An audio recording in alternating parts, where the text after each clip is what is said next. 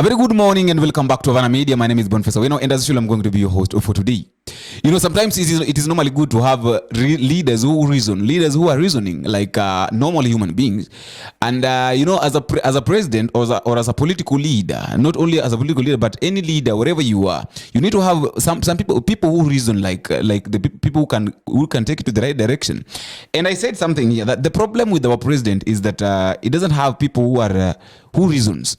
If you are surrounded with the people like, I'm not against them, but if you are surrounded with people like Kimani Chungwa, people like Oscar Sudi, what do you expect? People like Moses Kuria, what do you expect? What do you expect in return? The aftermath or the return of what you're doing will be negative. People will criticize what you're doing. And I think that is what I said some other time here, that for President William Samoei Ruto to succeed, he must change his surrounding, because at the end of the day, people will not the leadership, this government is of President William Ruto. If at all it fails, it is only William Ruto who will be blamed. They will not blame Moses Kuria, they will not blame Rigathi Gachagua, they will not blame Kimani Kuria, they will not blame anybody. They will only blame the president of the Republic of Kenya. And that is why people were very much interested in hearing what the president says. In as much as the Gen Zs are attacking these MPs here and there, but their main target is William Ruto. They want to listen to what William Ruto says.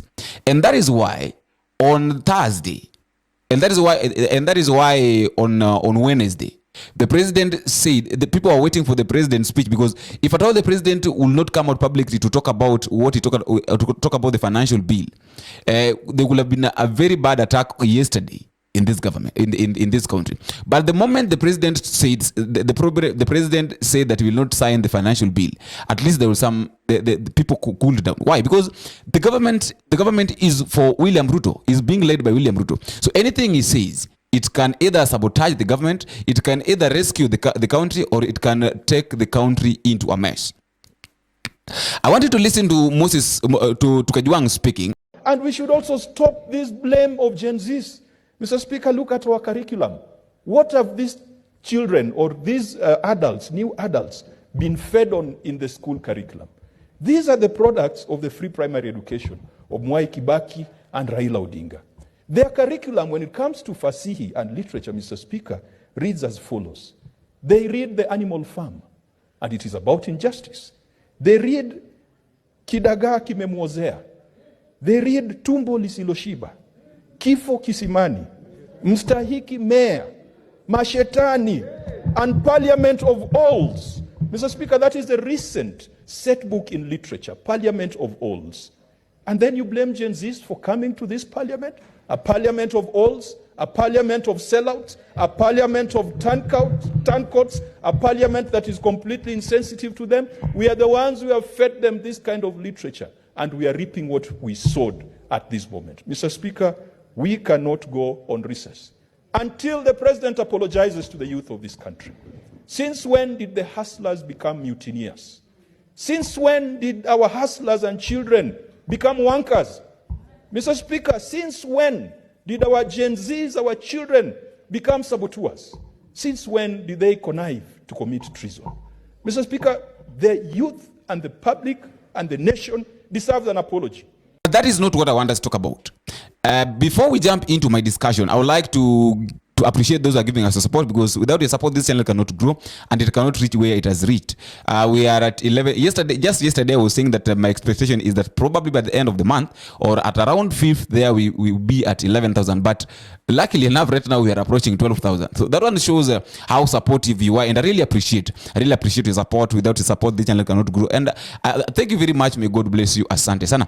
And today, just a brief. Today, I'm planning to have an interview with one of the advocates, one of the politicians, and I think probably in the afternoon we'll be having a session with him, and things will be okay. Just a reminder, if you're for the first time, please don't forget to click the subscribe button. You can also like and tell me where you're watching us from and the way these videos are reaching you. Jumping back to our discussion, there is this question that have been asked, and I think one of you guys asked me this question in the comment section. He was asking me that, Bonnie, why can't you explain it to us? I think it it is a element 254. This guy asked me this question that, Bonnie, why can't you explain it? Why can't you elaborate, or why can't you do some diggings and tell us why the US have not spoken about these protests or these demonstrations since it started? Why is the US quiet? Why are the US not talking about it? But digging deep into this thing, there is something that I realized. I was watching yesterday KDF entrance into the CBD, and I spotted this car that was spotted. This car had got no number plate, and even the people that were coming in that were using the car were masked. They were masked policemen, and luckily or funny enough, these men had got a badge. They had a badge here, and the badge is of the US. So it means that the US government decided to deploy US military killers into the country to also help the Kenyans to kill the Kenyan demonstrators. But the big question is, why would the US government decided to send the US military killers into Kenyan country? Why would they do that? Here is the answer.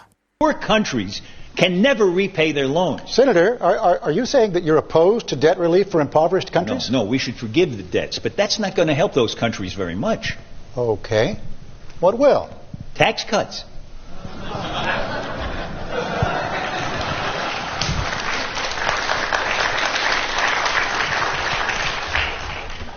Some African tax rates are the highest in the world. In Tanzania, the 30% rate kicks in at $475 of income. Plus, they have a 20% value-added tax. It gets added to everything you buy. Those high tax rates make it impossible to build capital in those countries.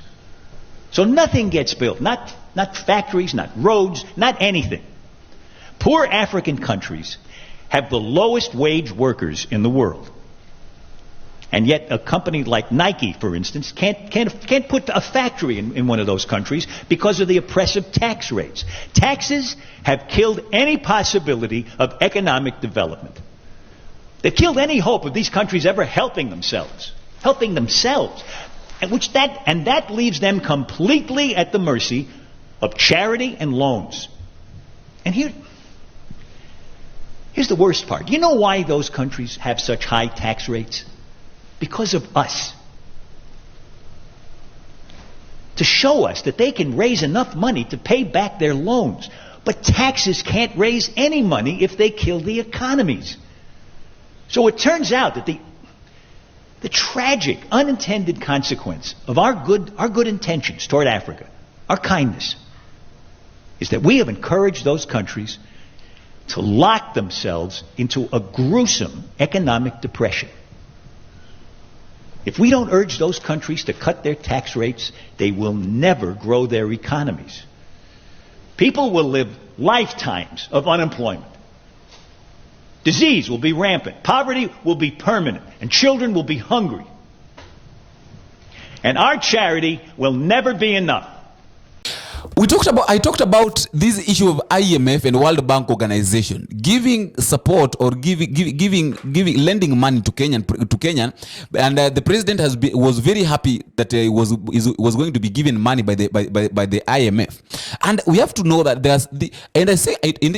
everything that sometimes I talk about here happens. And I said that these people, for them, before they lend you money, there are some of the conditions that you have to reach before they help or before they do anything to you. So I say that the IMF, the president wants to be given money by the IMF. But before the IMF will give them money, before the IMF will support Kenya, before the IMF will give support to Kenya, President William Ruto must get into an agreement. There must be an agreement between Kenyan government and the US government, and also these organizations, the World Bank and the IMF. So now I want us to concentrate too much now on this IMF, because the IMF are the ones that are now deciding to deploy the serial killer, the military serial killers into this country. This is the reason. There is this man by the name of Steve Hawke. Steve Hawke said that in the past 3 years, the IMF have put Kenya into a hook of the debt of over $3 billion US. I want to read for you what this man was saying concerning Kenya and the IMF. This is what this man was saying. This is what he was saying. This is what Steve Hawke was saying. In the past 3 years, the IMF have put Kenya on the hook for over $5 billion US in debt. President Ruto is hooked on IMF debt, and as Harvard professor Robert Barrott puts it, the IMF doesn't put out fire; it starts them. There is no single day that the IMF will put out fire. In short, there is no single day that the IMF will come into your country to maybe to end demonstration or to end chaos. They start the chaos. What does that one tell us? That one tells us that the demonstration or what is happening in this country, the IMF has got a hand in it. Why? Because the pressure that they put on William Ruto in order to increase the tax, or maybe to increase the taxation for President William Ruto to get money so that he can pay this debt is the reason as to why now this man is telling us. It explains everything. Why this man is telling us that they don't end it. They start. How did they start it? They started it the moment William Samoei Ruto entered into an agreement or signed a deal with them. Now that one tells you the direction that we're heading to. The military being deployed in Kenya, the masked men, unnamed and unmasked vehicle with guns shooting Kenyans, tells you what now the target. And right now we know very well that the Meg White is not in the country. She flew back to US. Why did she fly back to US? Okay, she flew back to US to release the killers or for the military to come into Kenya so that they can start the good work, the Lord's work. They can begin with the Lord's work that the Kenyans have started. So are you seeing? I think what they were targeting was, let Kenyans start war, let that war be in Kenya, and then after it has reached now its peak, we'll release our military. Because you can't tell me that the military, the US militaries are in Kenya. What are they doing in Kenya?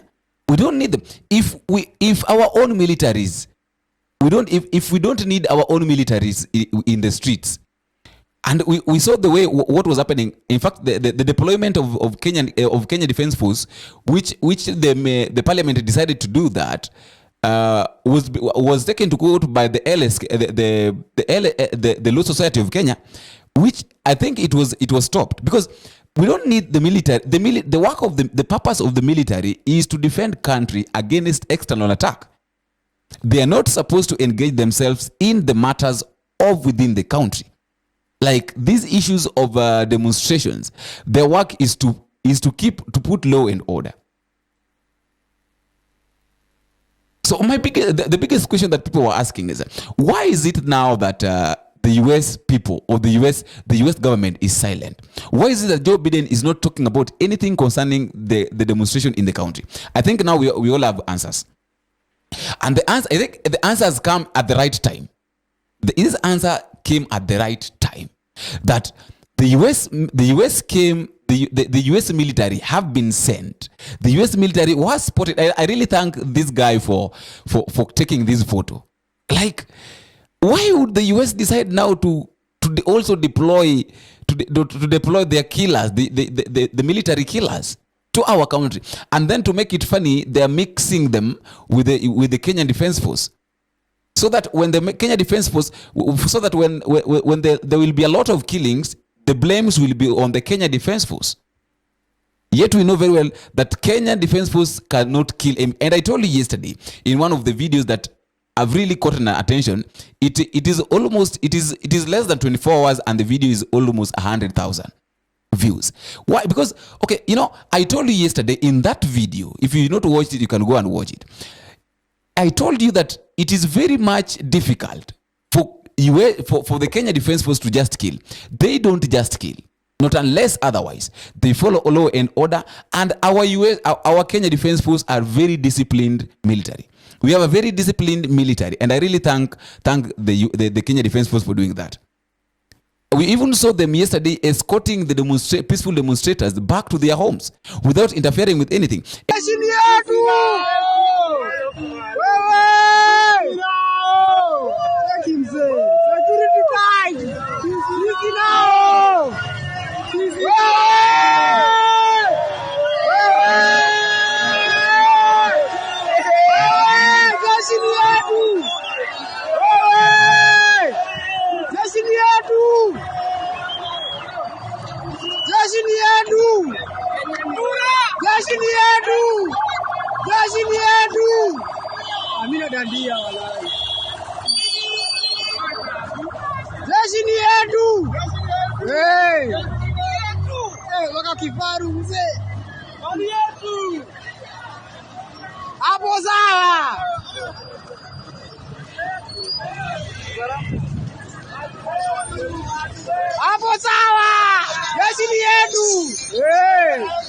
And that one made me to ask my question that, were they doing this to protect these demonstrators? Because I think one of the messages that they met, or one of the things that they realized, the moment they entered into CBD, the way they were being the way they were received by celebrations with the citizens showed them that these guys are peaceful.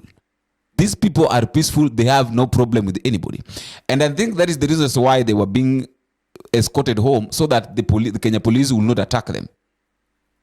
But now, what is really funny is the way how did the military, the U.S. military, manage to mix with the Kenya Defense Force? How did they manage to mix with the Kenya military? How? This issue of IMF, it is going to be a very difficult thing. It is going to be a very big problem in the country. It is still going to put Kenya into a very big problem. But that is just my thought. I think now I've answered that question of why is it that now the US government is very much quiet. Yet we know that if US can convince, if US can convince the president of the Republic of Kenya, William Ruto, to send our policemen to Haiti, then it shows how Kenya's president have become a puppet to this US nation. And the moment the president of the Republic of Kenya went and sat on the seat of the US president, I've never seen such a thing, that the Kenyan a president from another nation or another community or another nation comes into your country and is given the seat of the president, something that has never even happened. A lot of presidents have come to visit our country, but they have never been allowed, they've never been given that permission to sit on the Kenyan president's seat. But what happened with our president the moment he went to US? Joe Biden allowed him, and they even took photos. Joe Biden allowed him to sit on the president's seat. The seat that had been sat by Barack Obama, by Donald Trump, a lot of presidents. Now our president is the one that is going to sit on it. And the moment he sat on that seat, we knew that we were done. And I think we are done, by the way. If the US military can be spotted in our country, what does that one shows you? But what does that one show? It shows that we are under, they say that we are under Siege. We are under Siege. Indeed, we are in a very bad situation. I don't know what you think. I also like to listen to your comment in the comment section. Please don't forget to click the subscribe button. If you're meeting for the first time, I would also like to tell you to click the subscribe button. You can tell me you're watching at home. Drop me a comment and tell me you're watching from how these videos are reaching you. And until we meet in the next video, which is going to be our interview. I'm your host, Professor Wino. Bye-bye.